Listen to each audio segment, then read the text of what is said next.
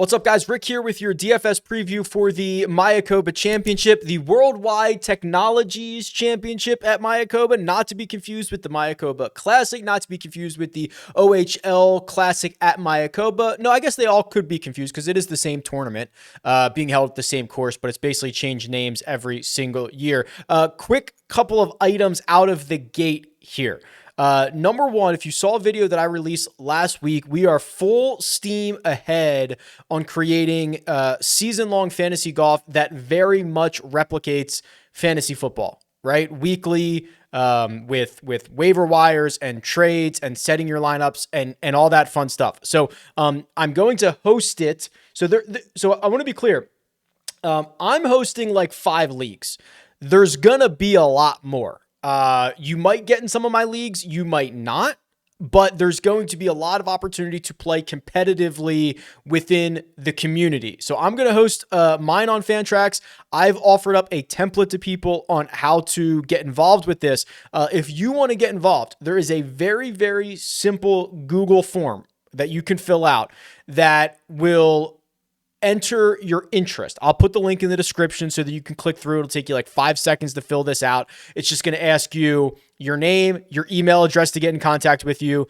Are you willing to be a league commissioner, and what your desired buy-in is? If you're willing to be a league commissioner, that means you're willing to kind of do the setup, get everything in order for a league, host a league, so on and so forth. If you're not willing to do it, that's fine. And also, I'd rather find out now that you're not willing to do it than to find out in January when we're trying to start this thing that you were unable or unwilling to actually pull it off. So fill out the form. There are, at first run, we got 113 commissioners. So those commissioners right now are going through and they are creating leagues on Fantrax, and they're creating them with all different settings, snake draft, auction draft, all different size of leagues. I saw one that was like a 16-teamer earlier today. We're putting all of that together, and then in hopefully maybe a week or two, we're going to be able to say, okay, here's a spreadsheet of all of the leagues that are available. Click and go find ones that are right for you, and then you can join those leagues. So should be a lot of fun if we can pull it off. It is a massive project, so people who are the commissioners, major hat tip to you guys. It's a lot of work that we're going to try to figure this out with, but we're going to try to do it because I think it's going to be a lot of fun. The other big item, if you did not play last week or you missed a show last week, I did release the new custom model. So this is fun. It's incredibly more robust. It's another big project, but that's new on RickRunGood.com. There were tiny little bumps in the road. I think for the most part, I'm very thrilled with the way that it performed. The one thing that I think tripped people up was how zoomed in they were on their browser. So I made note of this. So if you're very far zoomed in, like 150% on your browser, it's a little more difficult to see where you put the weights in, or to see like the download button after you run your lineups. If you just zoom out, so you can either do that like in the settings of your browser, or on most browsers, if you hold control and use your mouse's scroll wheel, it will zoom you out. If you zoom out a little bit, that ends up fixing all the problems. So I just use it at like 100%. We'll make adjustments on this in a future version, depending on how you're zoomed in, but very easy fix out of the gate. If you're really zoomed in or having trouble seeing it, it obviously only impacted a handful of people, but I figured, hey, if you were having that question, there's your answer. Okay. Let's talk about the golf course, and we'll go through everything else about this field as Victor goes for not 1, not 2, but 3 Mayakoba championships in a row. Let's go.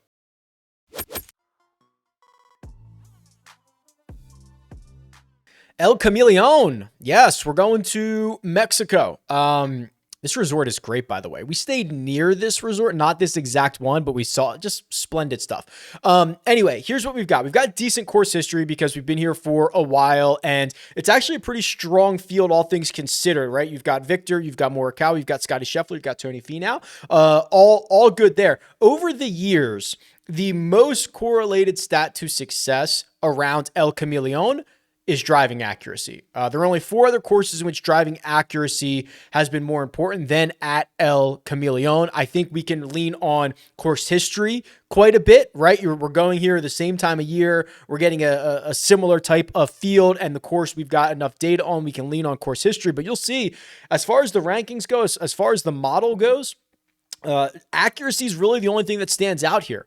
Obviously, it's not the only path. Obviously, there's, other ways to get it done, other things that are going to end up being important this week, but that's all the data that we have, just pure numbers, no narrative, nothing. I'll show you the scorecard here because there are a couple of noteworthy factors. So it's a par 71. You go out in 36, you come in 35, which means there's only 3 par 5s, not the 4 par 5s. But I think the one thing that you'll note here, the par 3s are quite short by PGA Tour standards, right? We have one, number 10, that's like 200 yards on the scorecard. Then you have 15, that's 155. 8, that's 151. That's like wedge 9-iron for these guys, right? And then you have number 4, 116. It reminds me of that. There was a hole at Brookline. I cannot remember the number. 12, 11, 12, something like that. That was like that short little downhill. It can kind of wreak havoc on some guys, right? Which is like, oh, this is in between numbers for me. I have to hit a little flip wedge down. It's fun. It's interesting, but it's noteworthy that 3 of these par 5s are pretty short. So you're talking about probably wedges into those. You look at the rest of this, it's, 440 yard par 4s, if not shorter. Basically everything outside of 16 is 450 or below. So you're looking at a lot of driver wedge, as long as you can keep yourself in play off the tee, keep yourself in position, give yourself a look at the scoring opportunities that you're going to get around here. And then the other thing that I'll note, because this comes up just a couple of times a year, but when we go to some of these tropical locations, we get a strain of grass called paspalum. It is a thicker, wider blade. They generally have to run it slower on the stimp because it's usually found at like the Puerto Rico Open or, if you go to like the Bahamas or Bermuda or something like that, where it is generally a seaside strain of grass because it does better for like saltwater and harsher conditions and stuff like that.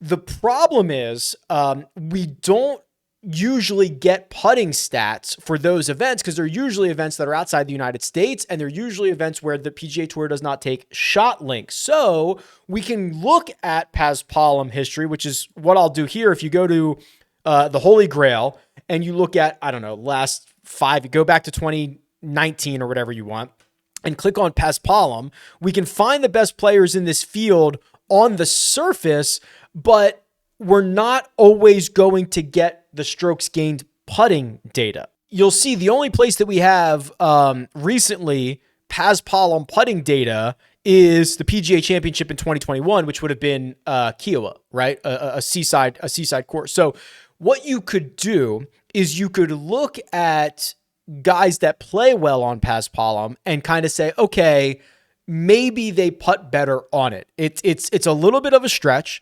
but that's available to you. Like Aaron Wise, we've got 2 measured paspalum putting weeks for him.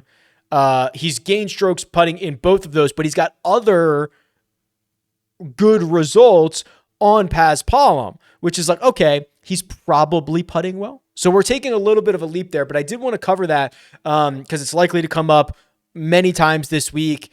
The data's a little bit hairy. At least now you should have a better idea of how that data comes in, whether it's available or not, and maybe some actionable items for it. Okay, let's jump into the cheat sheet and start breaking this field down. All right, the cheat sheet, 1, 2, 3, 4, 5, 6 golfers over $10,000. Scheffler, Hovland, Morikawa, Finau, Wise, Horschel. We've kind of been talking about this a lot recently, but we are still very much in this just chalk run of winners and guys who are very expensive paying off. Last week, Seamus Power, which, by the way, not great for me, wins over $10,000. So let's look this up. We'll go to the Holy Grail, go to fantasy data. I don't know the exact start time of this, but I know it's been like 25 events. So let's just go, I don't know. Let's go back to like April, which like the Masters-ish, like when Scotty started rolling, that's probably when this started. I don't know that for sure, but let's just kind of look at this together here. I'm going to sort by all the winners since then. So give me a second. It's a little slow when I have my screen recorder. When I have my screen recorder up because it takes a lot of resources. But let me sort this by position and then kind of just look through how many winners over $10,000. 1, 2, 3, 4, 5, 6, 7, 8, 9, 10, 11 out of 1, 2, 3, 4, 5, 6, 7, 8, 9, 10, 11, 12, 13, 14, 15 Barbasol, 16, 17, 18, 19, 20, 21, 22, 23, 24, 25, 26, 27, 28.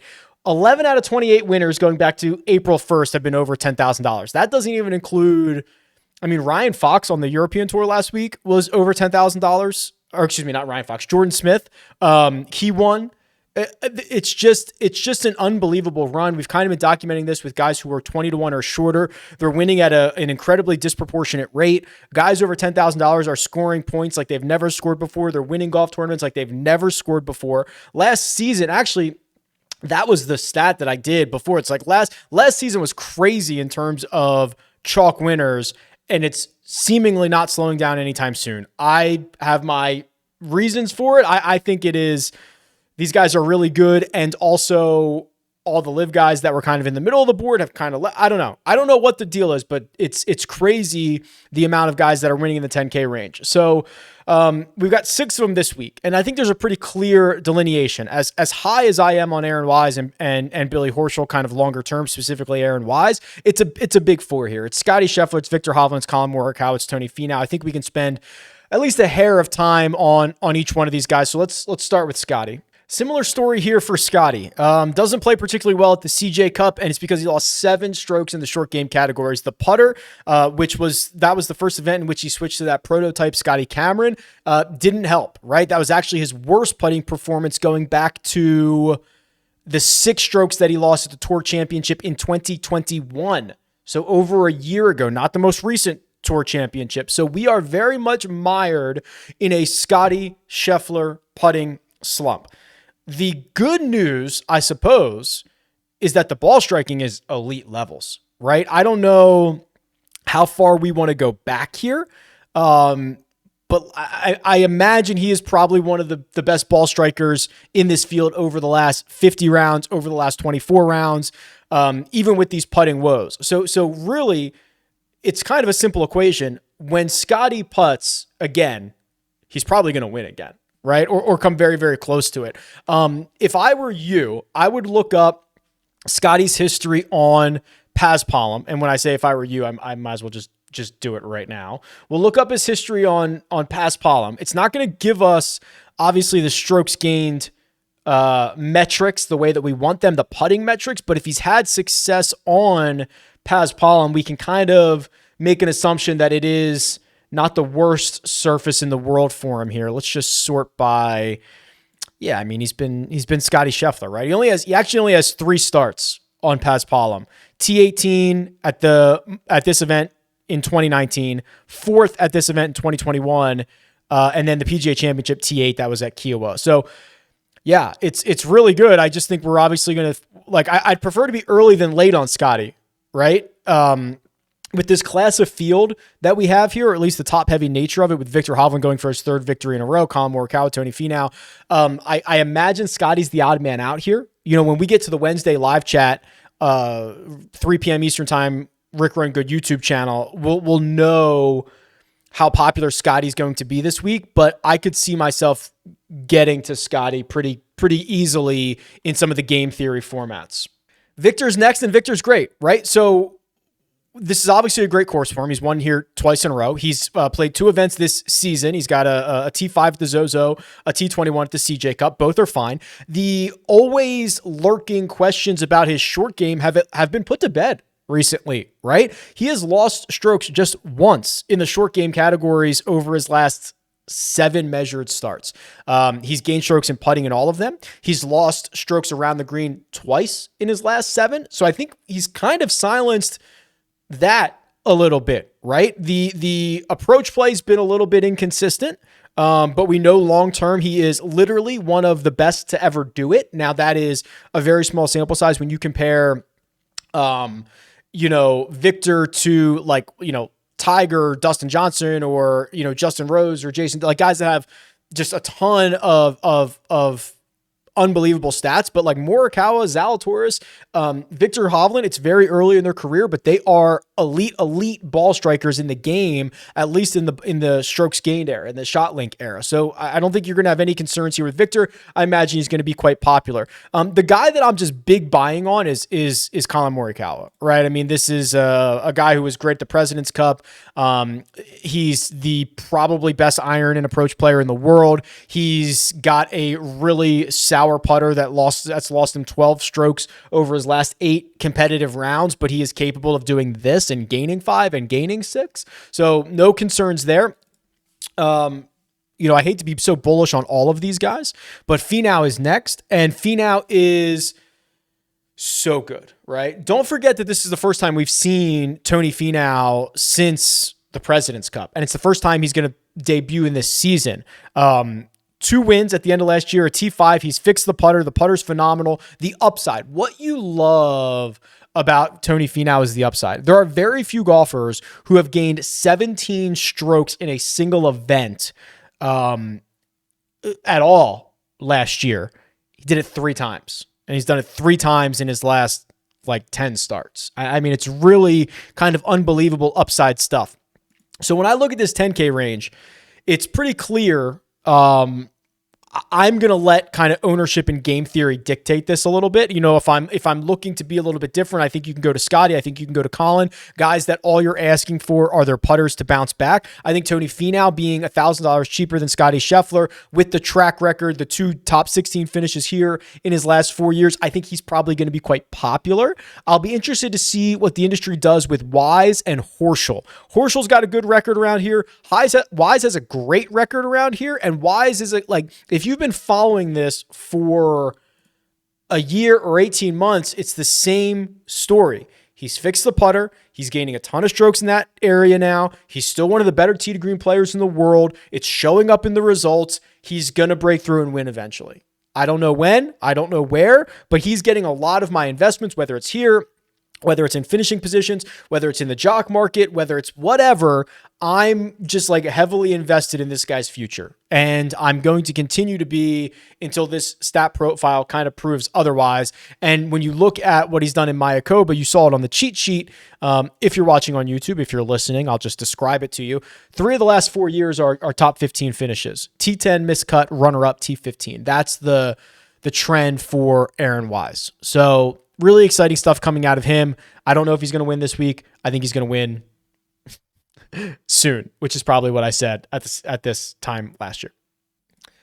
If you like this kind of data-driven research into golf tournaments, do me a favor, just subscribe to the YouTube channel. Trying to get to 25,000 subscribers. I can't believe we're already at, over 20,000. It's pretty crazy, but that really appreciate the support. We're going to keep diving in every single week. The 9K range is really interesting.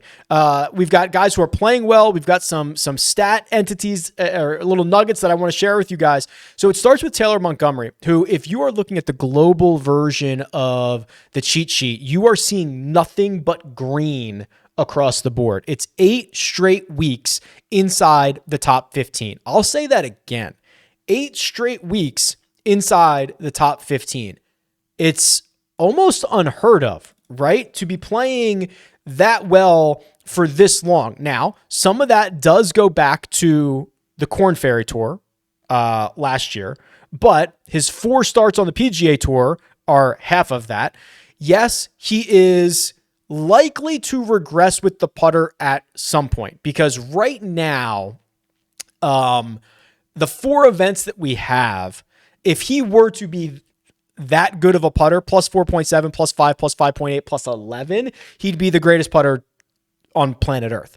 That's probably not likely, right? It's probably not likely that he is shattering every putting record that we're ever going to see, but this success, is sustained. It's been basically 9 months of a bunch of top 10, a bunch of top 15 finishes. So it can't all be the putter, or else he would have regressed by now. So I think this is going to come crashing down at some point with the putter. But outside of that, I just think you have to be incredibly bullish on him.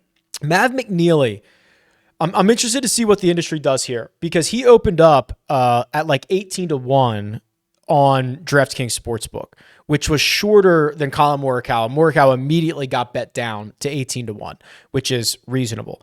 But if you're looking at it from that perspective, McNeely being $9,400 is almost a steal, right? It's like, what do the books know? What does DraftKings think they know, or the sports book that we don't, or that the DFS side of things is not seeing?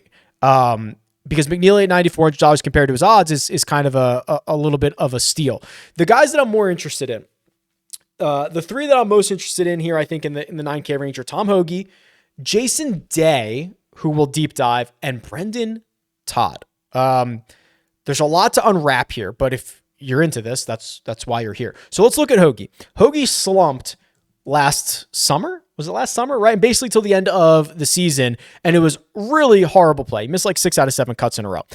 He's back, baby. Right. +4, +7, +6 in his last 3 measured approach weeks. The one that we don't have measured was a T9 at the Zozo Championship. So now his last 4 results are T12, 4th, 9th, 13th. You go back to the Tour Championship. That was a top 10, but he actually started like 21st or something that week. So he gained nearly 5 strokes to the field at the Tour Championship, where all the best players are. So yeah, Hoagie's feeling himself right now. Jason Day is doing something that he has not done, and I tweeted this out, since 2017. He has gained strokes on approach in 7 consecutive events. And I'm not really talking about small gains. So during that stretch of 7, he's got gains of 4.5, 3.5, 5, and 4 on approach alone. Has not done it since the end of the 2017 season. He was ranked 7th in the world the last time he completed this feat. The last 2 specifically have turned into results. T8 at Shriners in Las Vegas, T11 at the CJ Cup. He seems to be figuring it out, right? This is pretty impressive stuff. It's a stat profile that if I were to remove the name, if I were to remove the idea that I know what the last 10 years of Jason Day has looked like, if I just saw this stat profile for any golfer in the field, I'd be pretty interested in investing. And then the other guy is Brendan Todd, who has a ton of great history around Mayakoba. I'll pull that up first. So he's gone T11, T8, and then he won this event in 2019. So that's already exciting enough. The even more exciting part about this is these 2 pop weeks that we've had this year on approach. It's going to be inconsistent, but Brendan Todd gained 5.5 strokes on approach at the Fortinet and 7 on approach at the CJ Cup. It resulted in 2 top 10 finishes because he is one of the best putters on the tour. He's gained strokes putting in 12 consecutive events, and he's just constantly gaining. So if he can marry this pop approach week with his already great putting on a golf course he's had nothing but success at, that's really exciting stuff. That makes a lot of sense to me.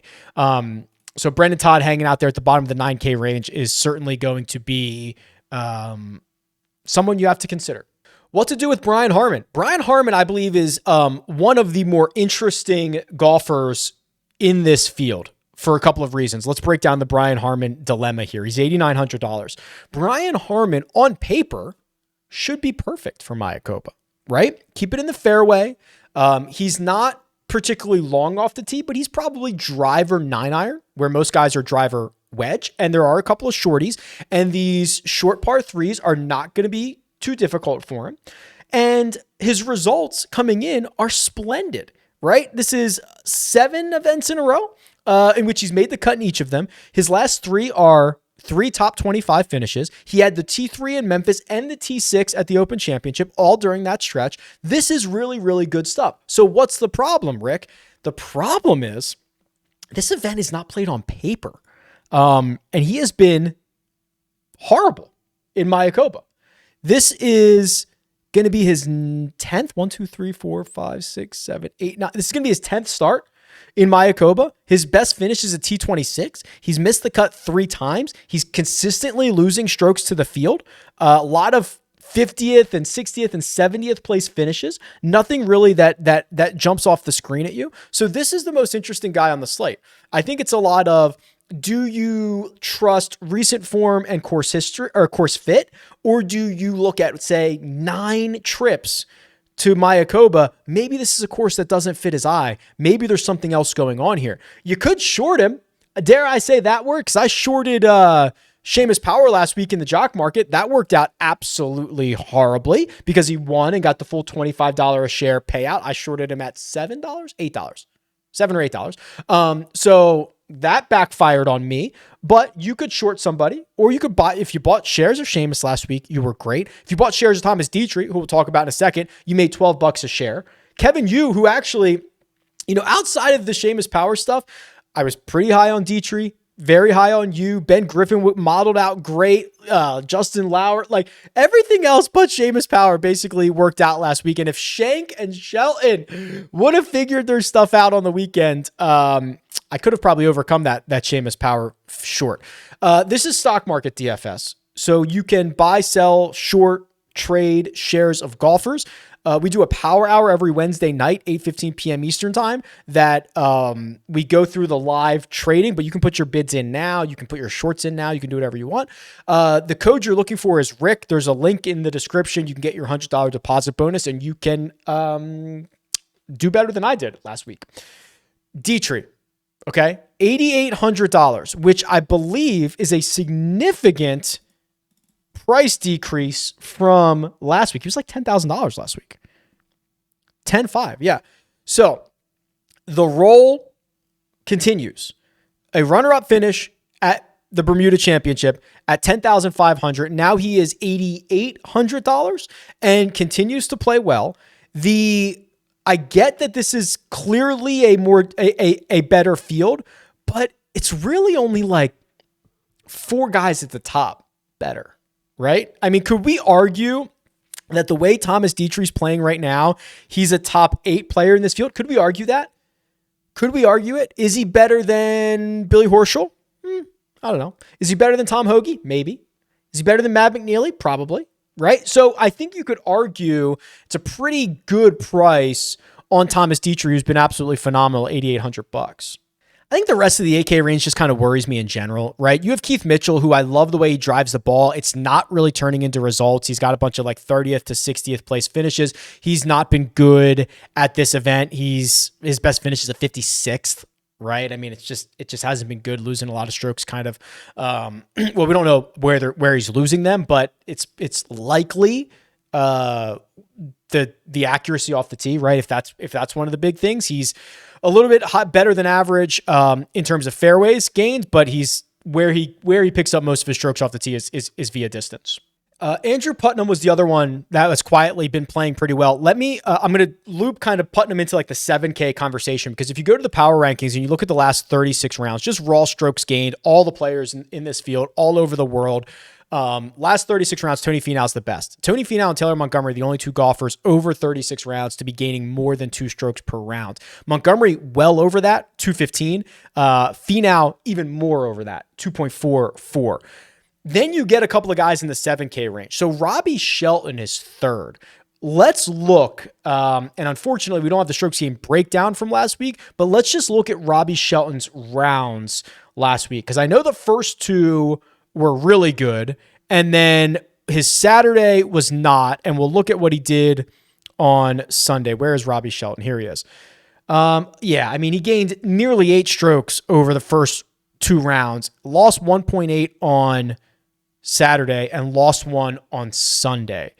A little bit disappointing. I'm willing to buy back into that, right? Just because you can see he's been the 3rd best player in this field over the last 36. He's been better than Scotty Scheffler. Again, raw strokes gained. Justin Lauer in here as well, right? Lauer very quietly finished, T9 last week? Just, got out to a decent start and then just kind of held that position all week long. And then Dean Burmeister is here. So this is the other guy in the top 10 who's in the 7K range. Dean Burmeister is 7th in raw strokes gained over the course of the last 36 rounds. Look at Burmy. Look at Burmy go. So he's played twice this PGA Tour season. It's a 4th at Sanderson Farms and a T37 at Shriners. He plays all over, right? So he has a European Tour start, the BMW PGA Championship. He missed the cut there. He's got the Korn Ferry results from the end of last year. That's when the Korn Ferry is the most difficult. 2 top 5 finishes there. You go back to the Scottish Open and the Open Championship, finished T10, T11 those 2 weeks. So we've got a pretty solid stretch of golf where he has consistently gained 6, 7, 8, 9, 10 strokes to the field all over the globe, all over different tours, major championships, stacked fields, Korn Ferry events, Korn Ferry Tour Championship, PGA Tour events this year. I like that. I'm not going to lie.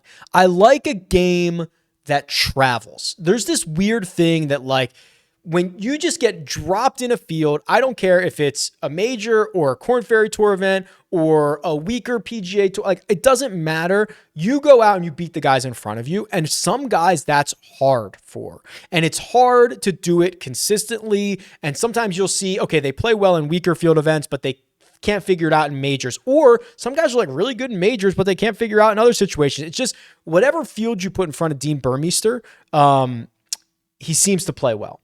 One of the other things that I like looking at as we get further down the board is how these guys played over the last 2 rounds the week prior, right? So what I've got in the Holy Grail now is just last week's Bermuda, just the players in this field, just rounds 3 and 4. So Max McGreevy goes out and gains 5 on Saturday, 2 on Sunday. He's in the field this week. He's way down the board. He's $6,200. We can get to him. David Lingworth, same thing. He's $6,300. He gained 3 and 3. Patrick Rogers is in the range that we're still in, $7,900. Now, he did a lot of work on Sunday. He was good on Saturday, 1.2, but he gained 5 on Sunday. Here's that Justin Lauer, right? Just a very consistent, I mean, let's just like, let me add in Friday too for Lauer.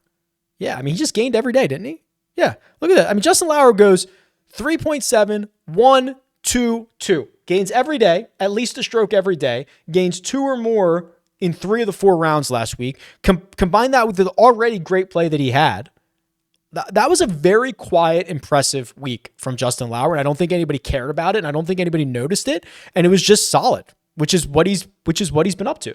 If you're trying to save money in that 7K range, JJ Spawn is interesting, right? If you trust the model that says accuracy is important, one of the most accurate drivers of the golf ball, and he's got decent results around this golf course, 14th, 3rd, 27th. That's 3 results in his last 5 starts. He's got 2 top 25s in his last 3.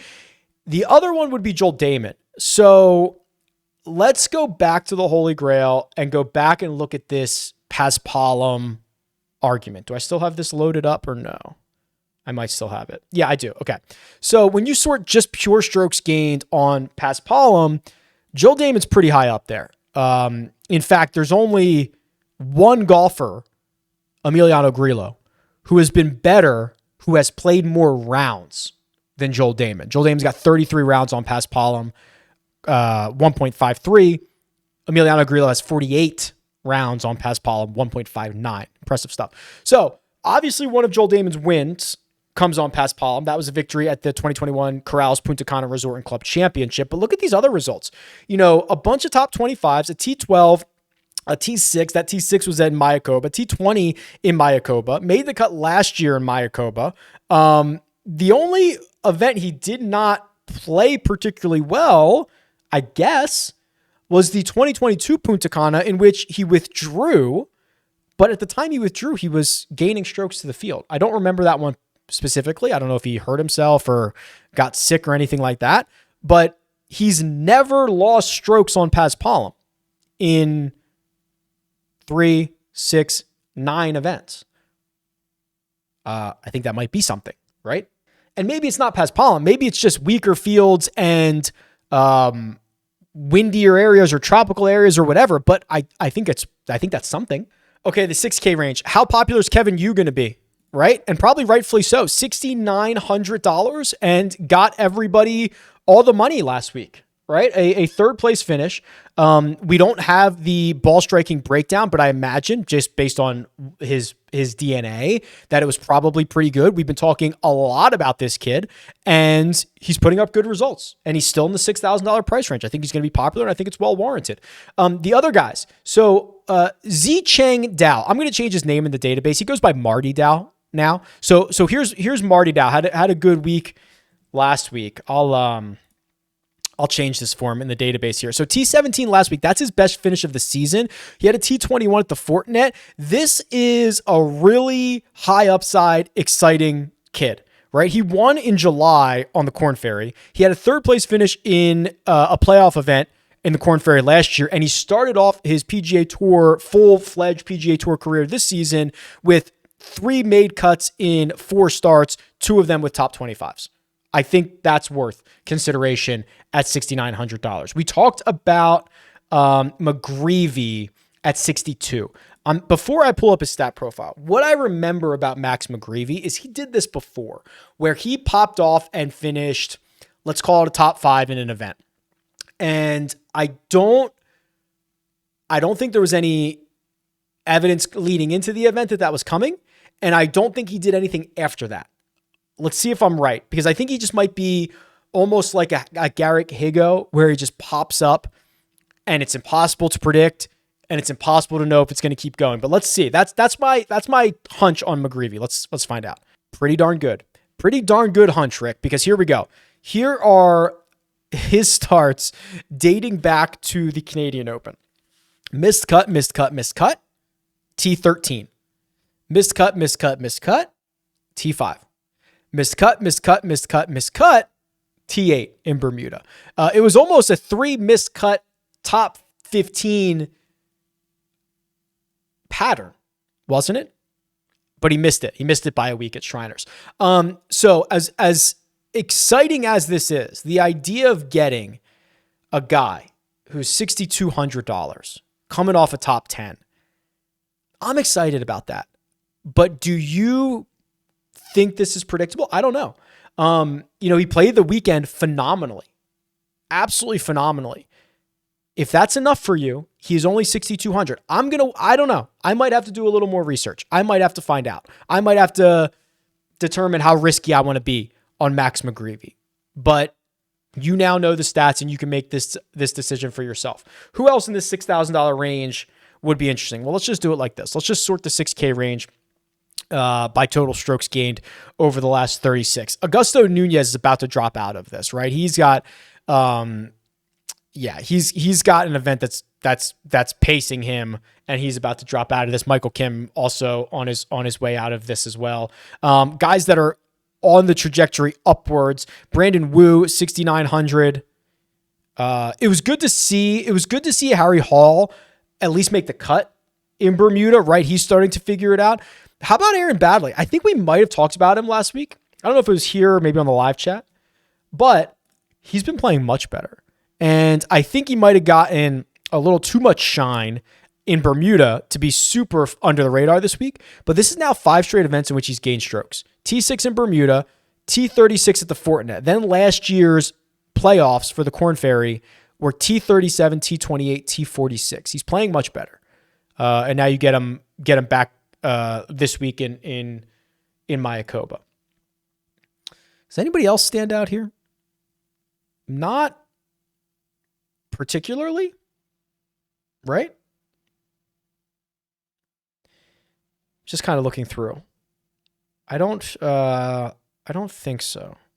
Okay, here's what we'll do. We'll run a model and see if anybody else pops up.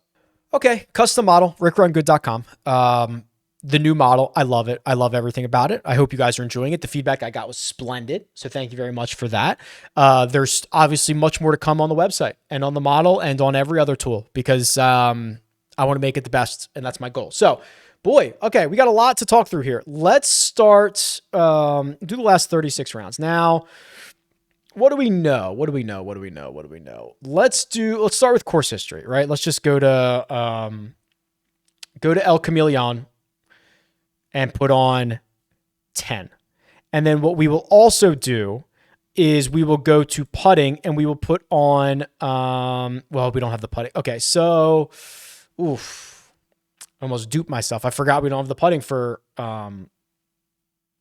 PrizePicks. So what I could also do is like put a little bit of weighting on some of the other PrizePicks courses, right? Like Grand Reserve, that's Puerto Rico. And then, where else can we go here?